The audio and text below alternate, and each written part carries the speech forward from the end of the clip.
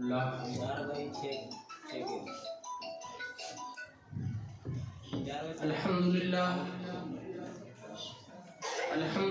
وحدہ وکفا وسلام علی عبادہ الذین اصطفى اما بعد قال اللہ تعالی فاعوذ باللہ من الشیطان الرجیم بسم اللہ الرحمن الرحیم انا نحن نزلنا الذکر وانا لہ لحافظون صدق اللہ العظیم۔ وہ معزز کے زمانے میں مسلمان ہو کر اور ہم خوار ہوئے تاریخ قرآن ہو کر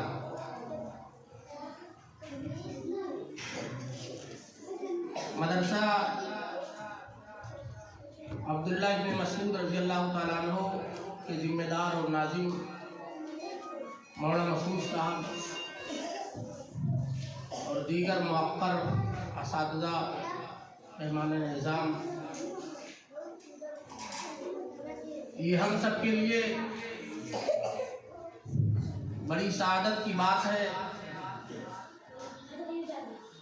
کہ ایک ایسی محفل میں شرکت کی سعادت مل رہی ہے جو قرآن کریم کی تکمیل پر منعقد کی گئی ہے۔ وہ محفل جس میں قرآن کریم کی تکمیل ہو، اللہ جل شانہ کی رحمتوں کی محفل ہوتی ہے۔ معدس صحابہ کرام سے یہ منقول ہے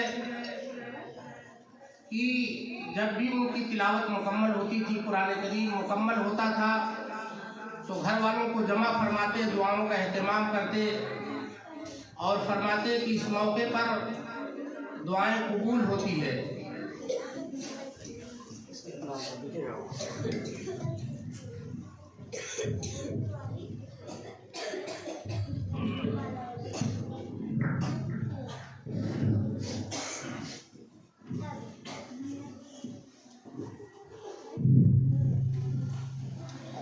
صحابہ کرام سے یہ بات منقول ہے کہ جب ان کی تلاوت مکمل ہو جاتی تھی تو گھر والوں کو جمع فرماتے، دعاؤں کا اہتمام کرتے اور کہتے کہ اس موقع پہ دعائیں قبول ہوتی ہیں۔ تو یہ محفل اللہ جل شانہ کی محفل ہے، ان کی رحمتوں کی محفل ہے، اور ایسی محفل میں شرکت کی سعادت مل جائے، یہ ہم سب کے لیے بڑی سعادت کی بات ہے۔ میں سب سے پہلے اس بچے حافظ ابو ذر کو، ان کے والدین کو، ان کے اساتذہ کو، ان کے خاندان کے لوگوں کو اس بات کی تحریر سے مبارکباد دیتا ہوں کہ اللہ تبارک و تعالیٰ نے اس بچے کے سینے کو قرآن سے منور کر دیا اور اس بچے کے سینے کو قرآن کی حفاظت کا ذریعہ بنایا۔ میں نے خطبے میں جو آیت کریمہ تلاوت کی ہے، اس آیت کے اندر اللہ تعالیٰ نے قرآن کی حفاظت کا خود ذمہ لیا ہے۔ اللہ نے فرمایا انا نحن نزلنا الذکر، ہم نے قرآن نازل کیا، وَإِنَّا لَهُ لَحَافِظُونَ، اور ہم ہی اس کی حفاظت کریں گے۔ اور حفاظت کس طرح کرائی؟ یہ چھوٹے چھوٹے معصوم بچے، ان کے سینوں کو قرآن کے نور سے منور کر دیا، ان کو یہ سعادت بخشی۔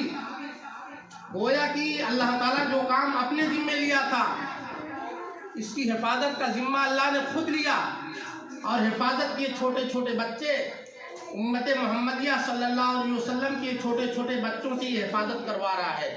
یہ ان بچوں کی بڑی سعادت ہے۔ حفاظت کا ذمہ تو اللہ نے لیا تھا اور حفاظت کرتا، لیکن سعادت ان بچوں کی ہے کہ اللہ تعالیٰ ان بچوں سے یہ کام لے رہا ہے۔ اور جب اللہ تعالیٰ ان بچوں سے یہ کام لے رہا ہے تو اللہ تعالیٰ نے نبی کریم صلی اللہ علیہ وسلم کی زبان سے یہ وعدہ فرمایا، من قرأ القرآن جو قرآن کا حافظ ہو گیا فاستظہرہ فاحل حلالہ وحرم حرامہ، اور اس کے حلال کو حلال جانا اور اس کے حرام کو حرام جانا، ادخلہ اللہ الجنہ، اللہ اس کو جنت میں داخل کرے گا۔ یہ کون کہہ رہا ہے؟ یہ نبی کریم صلی اللہ علیہ وسلم بشارت دے رہے ہیں۔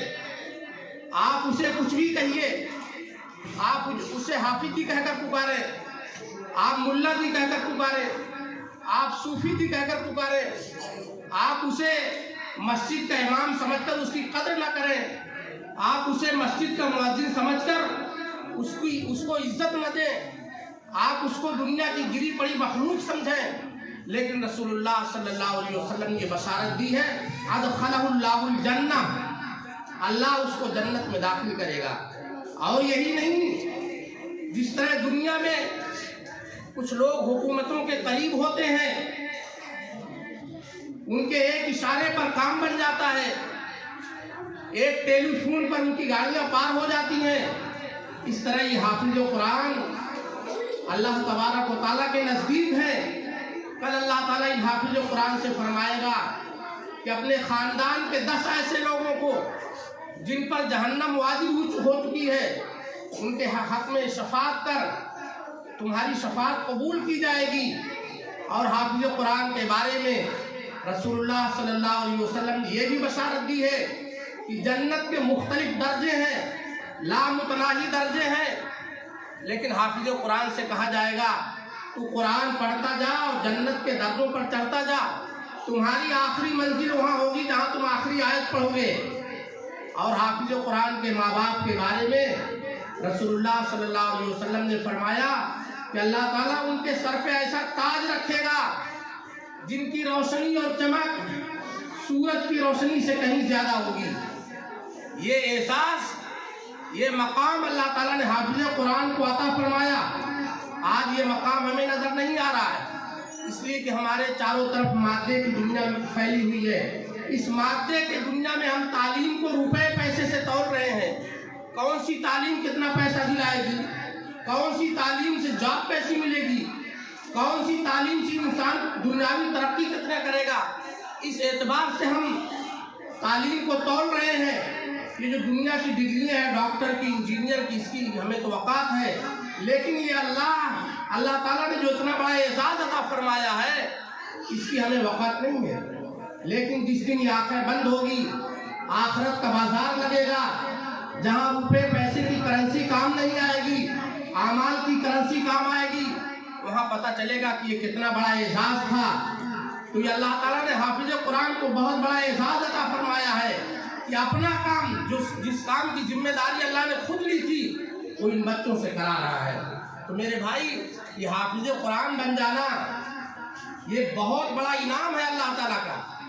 اللہ تبارک و تعالیٰ نے یہ قرآن جو آج ہمارے ہاتھوں میں دے رکھا ہے، جو آج ہمارے گھروں میں قرآن موجود ہے، یہ اللہ کی بہت بڑی نعمت ہے۔ مسلمانوں، قرآن کی قدر کو پہچانو۔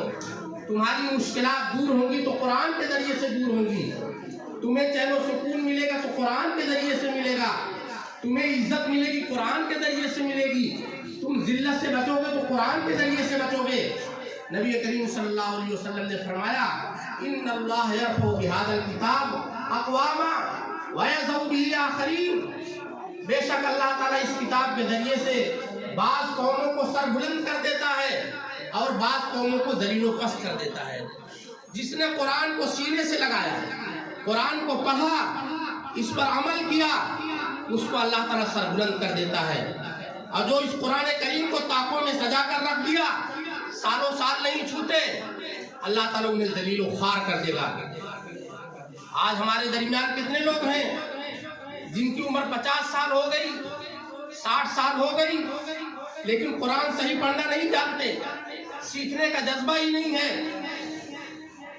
50 سال کی عمر ہو گئی، 60 سال کی عمر ہو گئی، وہی بچپنے میں جو 7 سورت 8 سورت یاد کیے، آج تک وہی 8 سورت زبان یاد ہے، اس کے علاوہ آگے یاد کرنے کی توفیق نہیں ہوئی۔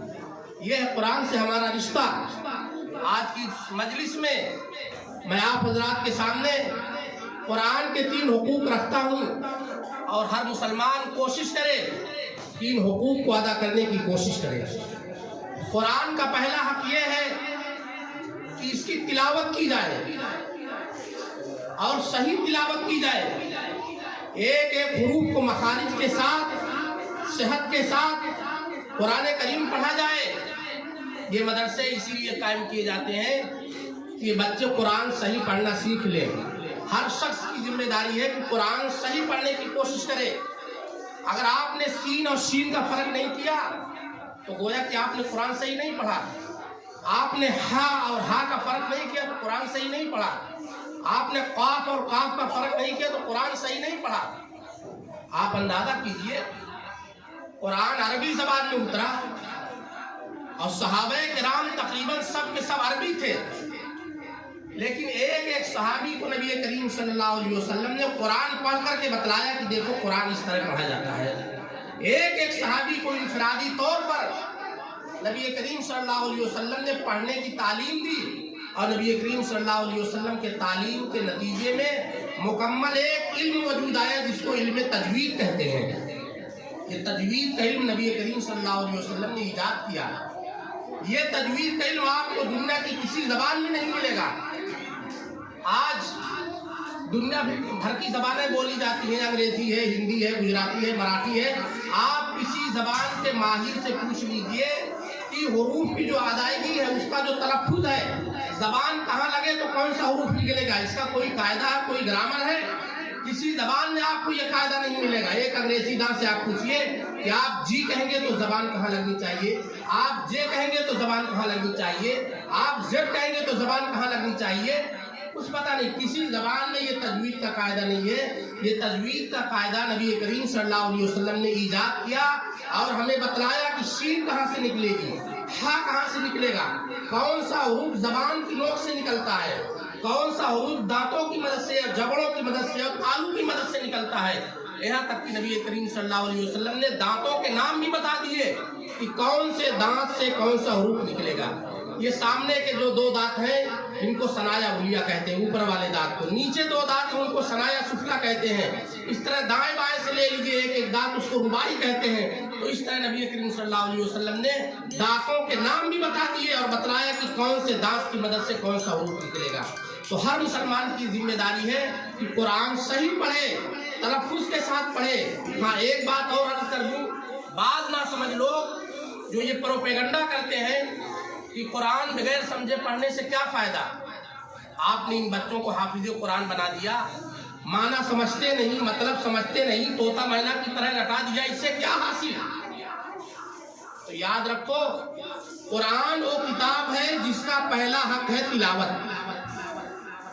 अल्लाह ताला ने नबी करीम सल्लल्लाहु अलैहि वसल्लम को दुनिया में मबऊस फरमाया और क्या फरमाया, यतलू अलैहिम आयातिही। ऐ नबी, आपका पहला काम है इसकी तिलावत करके बताएं। यतलू अलैहिम आयातिही, पहला काम क्या है, इसकी तिलावत करके बतलाएं कि पढ़ा कैसे जाएगा।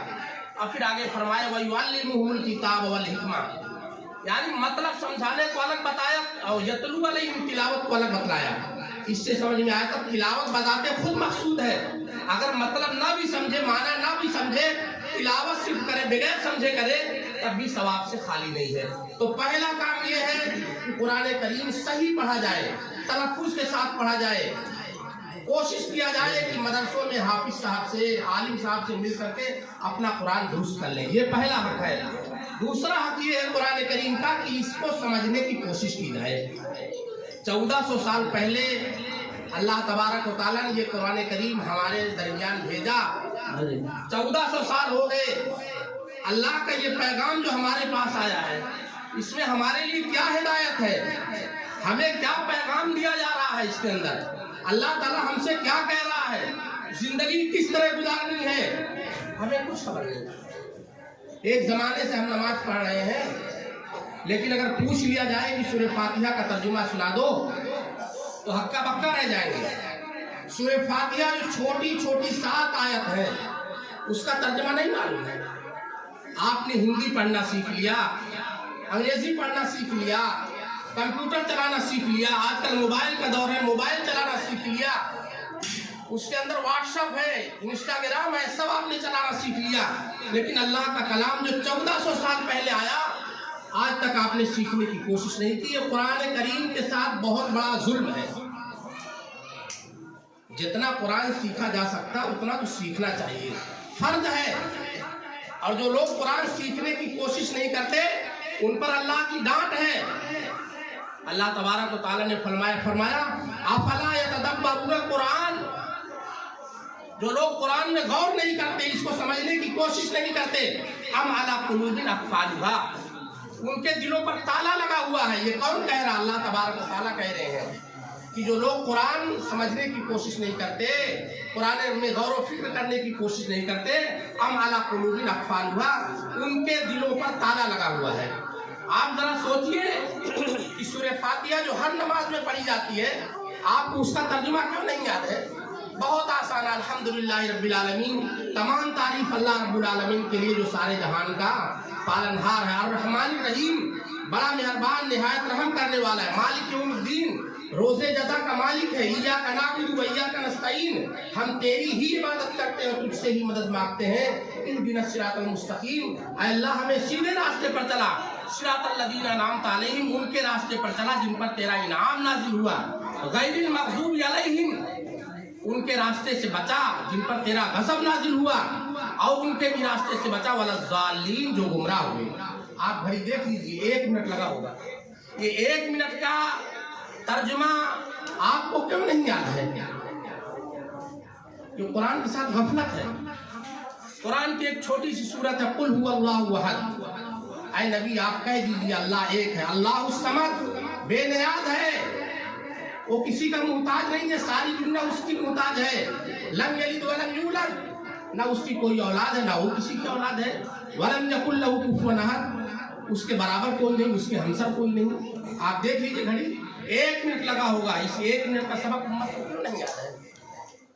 قرآن کی ایک چھوٹی صورت ہے جس کے بارے میں آتا ہے کہ اگر آپ نے پورے قرآن کو نہیں سمجھا ہے، آپ نے 10-20 کتابیں نہیں پڑھی ہیں، آپ نے 10-20 تقریریں نہیں سنی ہیں، اس ایک صورت کو، سورۃ العصر کو پڑھ لیجئے، گویا کہ پورے قرآن کا خلاصہ آپ نے سمجھ لیا۔ سورہ عصر میں اللہ نے کیا فرمایا؟ والعصر، اللہ قسم کھا کے کہتا، زمانے کی قسم، والعصر ان الانسان لفی خسر، زمانے کی قسم، ساری دنیا خسارے میں ہے، چاہے وہ ساڑا کے رہنے والے ہوں، ساتھا کے رہنے والے ہوں، دھوباں کے رہنے والے ہوں، یوپی بہار کے سارے انسان خسارے میں ہیں، الا الذین آمنوا، اس خسارے سے بچنے کے لیے 4 چیزیں چاہیے، 4 چیزیں چاہیے۔ پہلی چیز کیا ہے؟ الا الذین آمنوا، ایمان، کس پر ایمان؟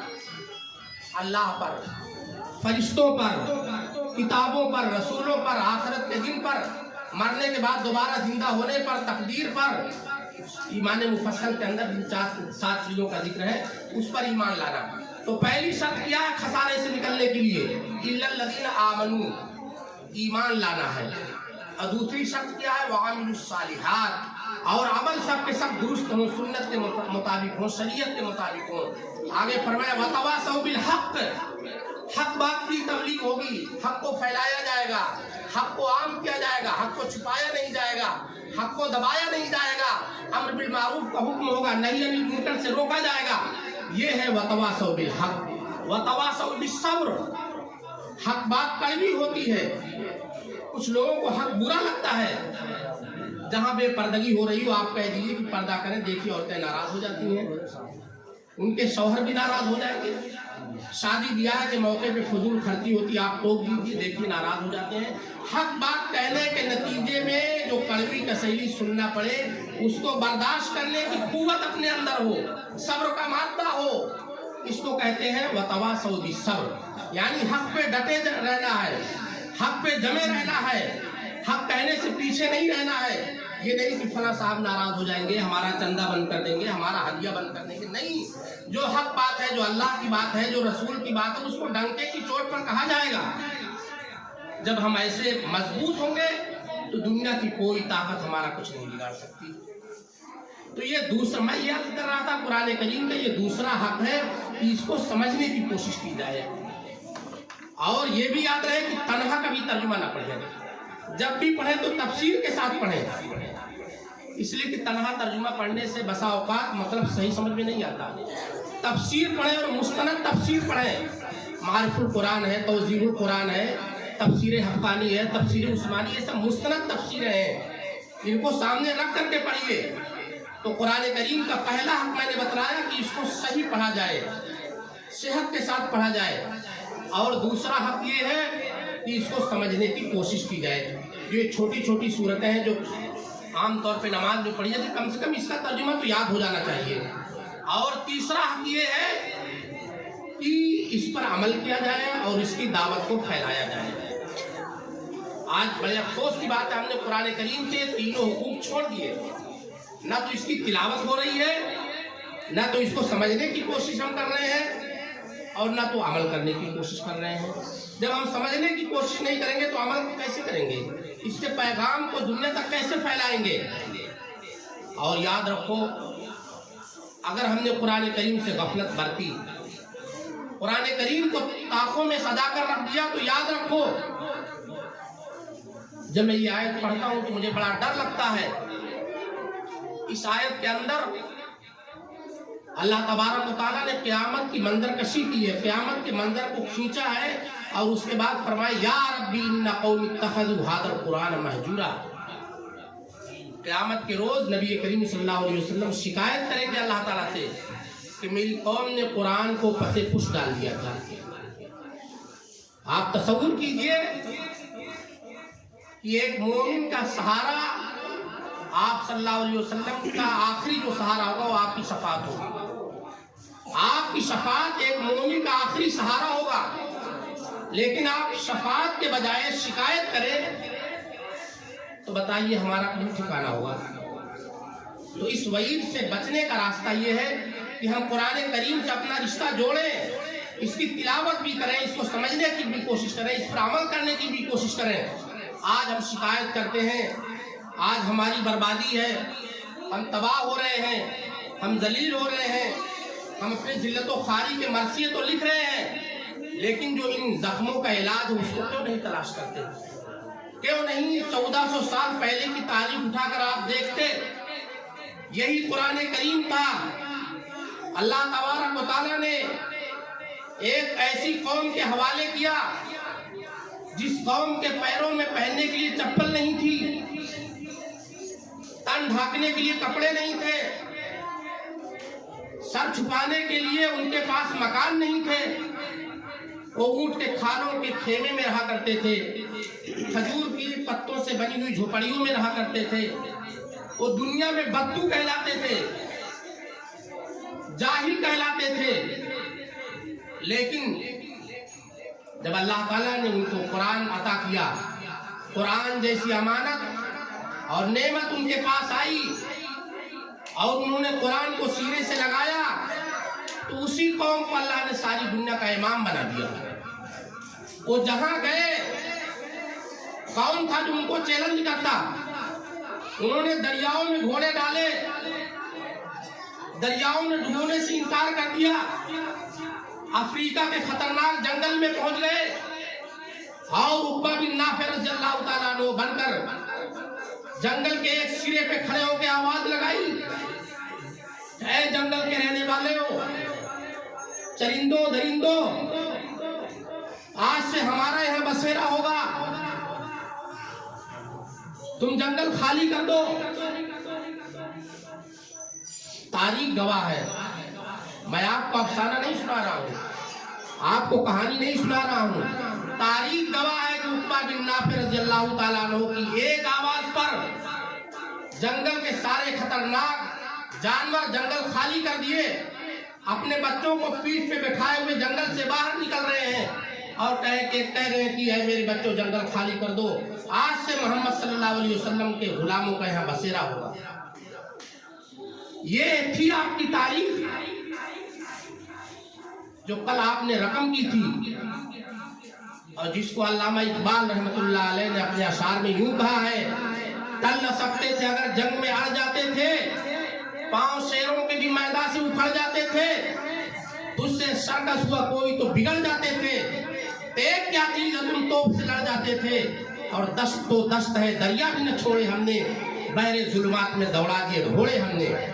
तो आपकी तारीख है कि आपने जंगल के जानवरों पर हुकूमत की है, दरियाओं पर हुकूमत की है, लेकिन आज क्या वजह है?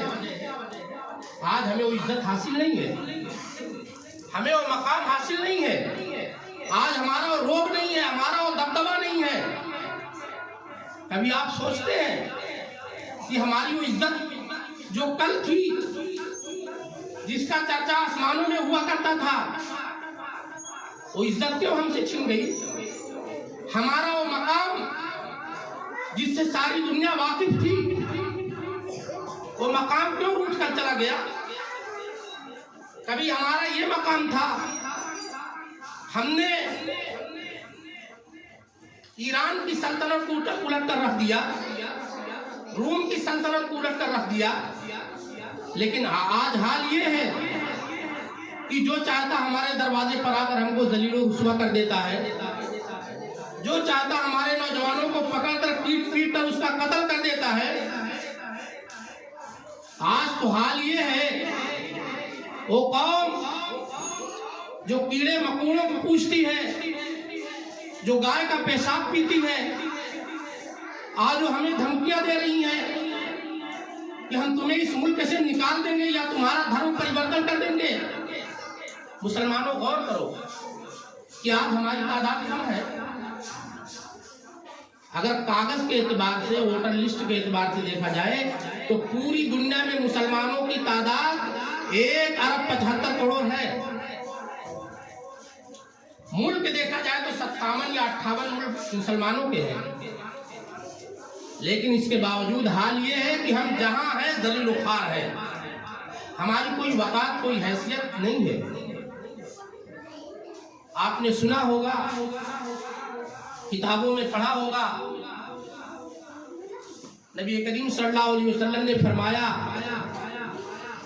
एक वक्त ऐसा आएगा कि दुनिया की बातिल ताकतें मुसलमानों पर इस तरह टूट पड़ेंगी जिस तरह लोग दस्तरखान पे टूट पड़ते हैं। जिस तरह दस्तरखान बिछा करके लोग एक दूसरे को खाने की दावत देते कि आ जाओ दस्तरखान लगा है, ठीक इसी तरह नबी करीम सल्लल्लाहु अलैहि वसल्लम ने फरमाया कि एक वक्त आएगा कि दुनिया की सारी बातिल ताकतें मुत्तहिद हो जाएंगी और मुसलमानों पर इस तरह टूट पड़ेंगी जिस तरह भूखे दस्तरखान पे टूट पड़ते हैं।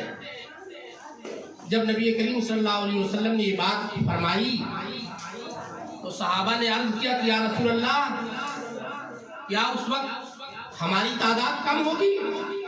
क्या मुसलमान उस वक्त कम होंगे? नबी करीम सल्लल्लाहु अलैहि वसल्लम ने फरमाया, बल अंतुम कसीर, नहीं, तुम्हारी तादाद बहुत ज्यादा होगी। गुसाउन बगुसाई सैल, जिस तरह सैलाब के जमाने में पूरा करकट, झाड़ झंखाड़ पानी के ऊपर की सतह पर बहते हैं, आपने देखा होगा बरसात के जमाने में सड़कों और नालियों के ऊपर से जो पानी बहता है, उस पानी के ऊपर कितने कूड़ा करकट होते हैं, कितने झाड़ झंखाड़ होते हैं। अगर उनको शुमार किया जाए तो शुमार नहीं किया जा सकता। बहुत बड़ी तादाद में कूड़ा करकट होते हैं, पूरी पानी की सतह पर छाए हुए होते हैं, लेकिन उन कूड़ा करकट की कोई हैसियत होती है? पानी का बहाव जिधर बहाता हुआ ले जाता है, वो कूड़ा करकट बहते हुए चले जाते हैं। जहां पानी खाई में गिरा, वो कूड़ा करकट भी उसके साथ खाई में गिर जाते हैं। ठीक यही हाल मुसलमानों का इस वक्त है। तादाद तो मुसलमानों की 1 अरब 75 करोड़ है, मुल्क 57 या 58 है, लेकिन इसके बावजूद हाल ये है कि मुसलमान जहां कहीं है जलील है, रुस्वा है। सवाल ये पैदा होता है कि आज हमारे ऊपर ये हालात आए क्यों? आज हम इतने क्यों दलील ख्वार हैं? क्यों ख्वार है? इसकी बुनियादी वजह यह है कि हमने कुरान करीम को छोड़ दिया है। ना तो उसको पढ़ते हैं, ना तो समझते हैं, ना तो उस पर अमल करते हैं। इसलिए मेरे भाइयों, इस मुख्तसर सी गुजारिश के बाद मैं यही अर्ज करूंगा कि अगर हम फलाह चाहते हैं, कामयाबी चाहते हैं, दुनिया और आखिरत में सुरखुरू होकर रहना चाहते हैं, तो हमें कुरान से जुड़ना होगा। अब तक हमने कुरान के साथ गफलत बरती। हम कुरान को हाथ में लेकर कुरान से माफी मांगे, اے قرآن تو ہمیں معاف کر دے، اب تک ہم نے تیری تلاوت نہیں کی۔ اے قرآن تو ہمیں معاف کر دے، ہم نے تجھے سمجھنے کی کوشش نہیں کی، ہم نے تیرے لیے کوئی قربانی نہیں دی۔ اے قرآن تو ہم سے راضی ہو جا، آج سے ہم تیری تلاوت بھی کریں گے، تجھے سمجھنے کی بھی کوشش کریں گے اور تجھ پر عمل بھی کرنے کی کوشش کریں گے۔ اللہ تعالیٰ ان تینوں باتوں کو کہنے اور سننے سے زیادہ عمل کی توفیق نصیب فرمائے۔ آمین وآخر دعوانا۔